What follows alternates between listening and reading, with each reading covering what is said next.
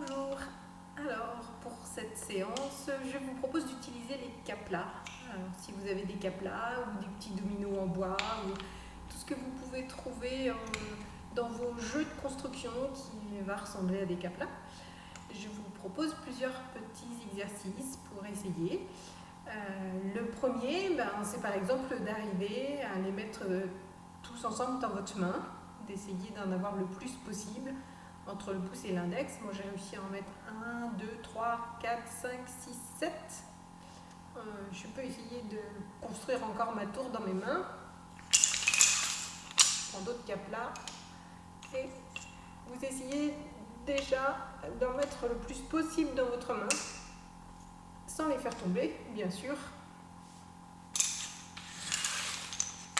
Vous pouvez agrandir la tour ou le sandwich de caplas que vous faites dans votre main. Rajouter des couches, du jambon, du fromage, des tomates. Oh, ça va commencer à être compliqué mon sandwich là, moi je crois qu'il va pas tarder à tomber. De la mozzarella, encore un peu de pain. Et puis je suis un peu embêtée parce que mes caplas ils sont pas du bon côté. Pour pouvoir aller les chercher, il faut que je me déplace doucement.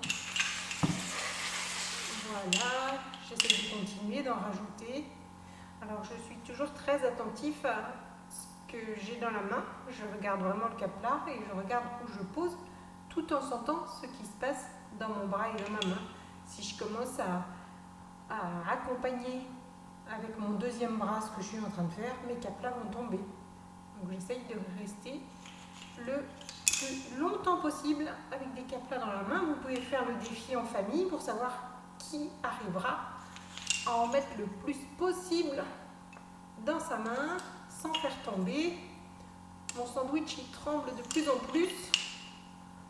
Je pense que ça va être compliqué d'aller beaucoup plus haut. Voilà.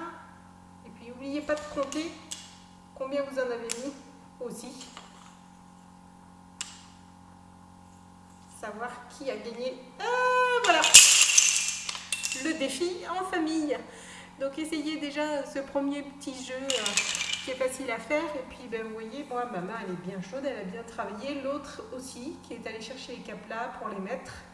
Donc voilà déjà un premier exercice.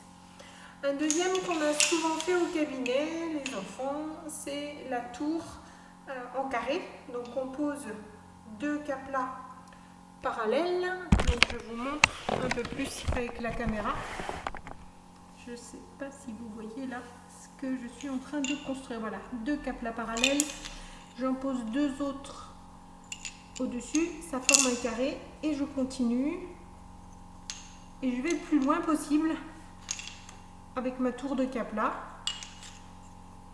Vous n'êtes pas obligé d'aller aussi vite. Vous pouvez la faire à deux, avec papa, avec maman, avec un frère, une soeur.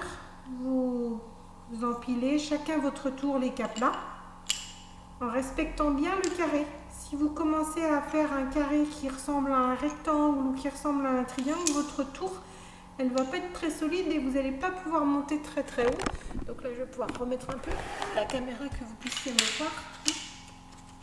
Donc on continue toujours à mettre les caplas les uns au-dessus des autres. Voilà, ça c'est une tour facile. Et là encore, le défi, ça peut être d'essayer de mettre toute la boîte de caplas. Ça, c'est des choses qu'on a déjà fait ensemble au cabinet. À un moment donné, vous avez besoin de vous mettre debout parce que la tour est trop grande.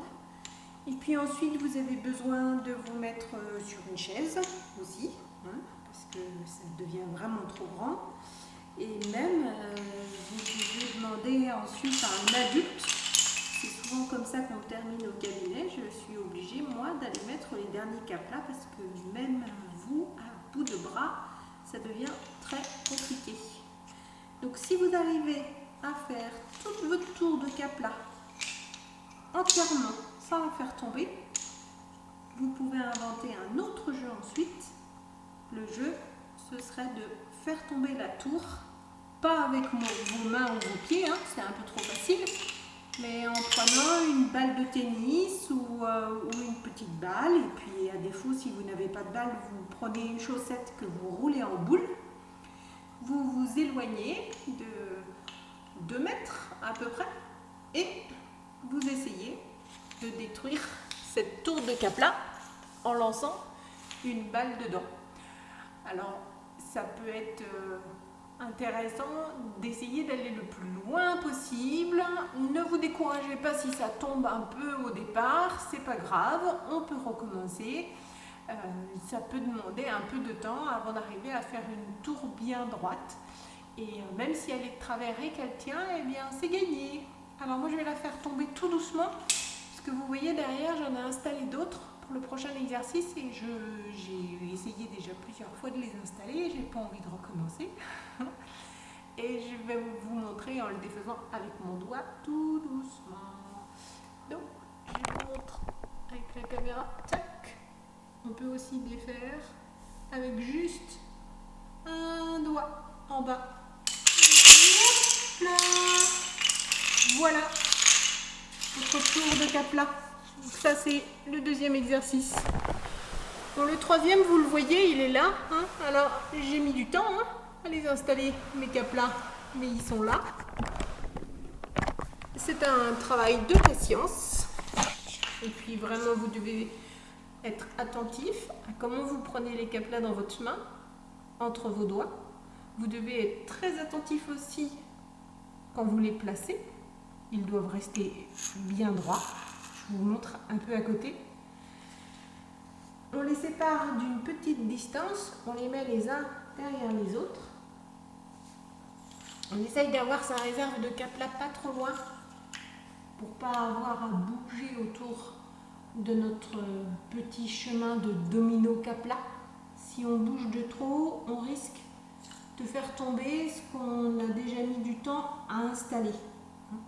Donc vos doigts, ils tiennent le Kapla sur la tranche, sur le côté, pouce, index, majeur, annulaire, même auriculaire si vous avez besoin, ou juste 3 doigts. On installe le Kapla bien à plat et on peut descendre les doigts tranquillement, pouce et index, qu'on enlève au dernier moment, une fois qu'on sait ou qu'on sent que notre Kapla est bien droit et qu'il ne va pas retomber. Donc, vous pouvez vous amuser à partir tout droit, comme ça, ou alors à créer une vague, un chemin, comme je vous ai montré ici. Donc là, je vais le faire tomber pour vous montrer. Et là encore, en famille, on peut faire un défi, celui qui installe le plus de Kapla possible. Ou alors on peut faire un défi quotidien. Le premier jour, on met 10 Kapla. Le deuxième jour, on met 15 Kapla. Le troisième jour, on met 20 Kapla, etc., etc. Donc je vous montre. Allez, c'est parti. Et ça marche quand on a bien mis tous ces Kapla. Sinon, le petit train, il s'arrête. Donc cet exercice, c'est un excellent exercice aussi de motricité fine, de coordination oculo-manuelle et de concentration, parce que si vous n'êtes pas concentré, votre ligne de Kapla ne va pas tenir. Bien. Ensuite, vous pouvez inventer beaucoup de choses avec vos Kapla. Envoyez-moi les photos de vos constructions. Moi, j'aime bien voir tout ce que vous avez imaginé. On peut imaginer des portes les unes par-dessus les autres. On peut essayer de faire les constructions les plus compliquées ou les plus simples possibles. On peut aussi faire des enclos pour les animaux, pour les Playmobil.